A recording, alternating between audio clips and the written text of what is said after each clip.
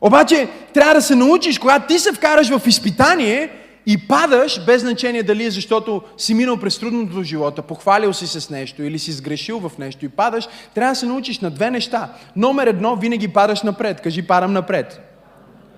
Никога не падаш назад. Погледни човекът и му кажи, никога не падаш назад. Това е разликата, брати и сестри, между християните, които побеждават и християните, които губят.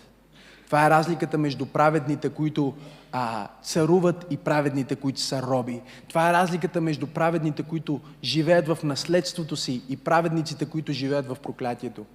Това е истинската разлика. Разликата не е в тяхната праведност.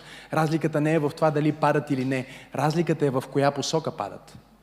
Знаеш какво значи в коя посока падаш? Означава, че когато ти влезнеш в изпитание, това послание днес толкова добре ще се е гравирало в твоето сърце, че когато ти минаваш през трудност, без значение дали ти си се вкарал там, дали дяволът те е вкарал в изпитание, или дори Бог самогъщия те е вкарал в сезон на изпитание, ти ще знаеш, моя пастор ме е научил, че аз трябва да падам напред. С други думи, каквото и да става, аз не падам назад, аз не отпадам от църквата. Не знам дали има хора в църквата. Каквото и да става, аз не падам назад, не спирам да си давам десятъка. Не знам дали има хора в църквата. Каквото и да става, аз не падам назад, не спирам да ходя на група, аз не падам назад, не спирам да се държа добре с жена ми. Дори да падам, дори да минавам през изпитание, аз падам напред. Трудно ми е, ама ще ми е трудно в църквата.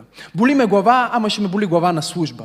Напрегнат съм, но ще съм напрегнат в къщи с жена ми, а не някъде навънка се запознавам с някой. Не знам дали има хора в службата ми днес. Аз падам винаги напред.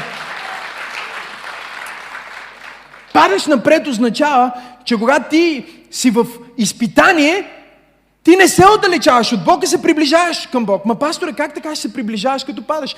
Падаш напред.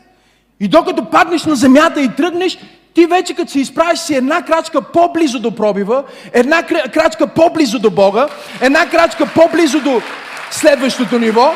Има ли някой в църквата, който казва, аз падам само напред?